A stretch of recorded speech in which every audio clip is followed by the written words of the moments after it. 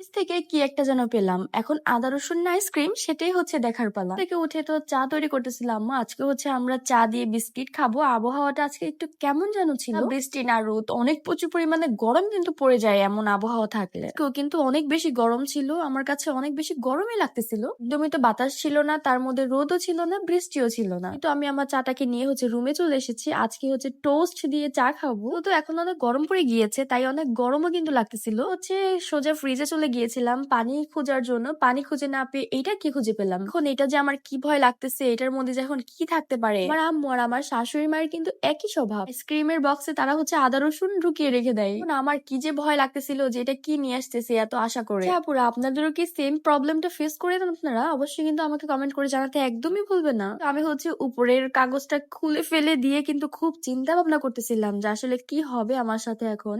টা কেন আল্লাহ আল্লাহ করতে করতে আমি হচ্ছে বক্সটাকে খুলেই ফেলতেছিলাম, মানে তারপরও অনেক বেশি ভয় কাজ করতেছিল।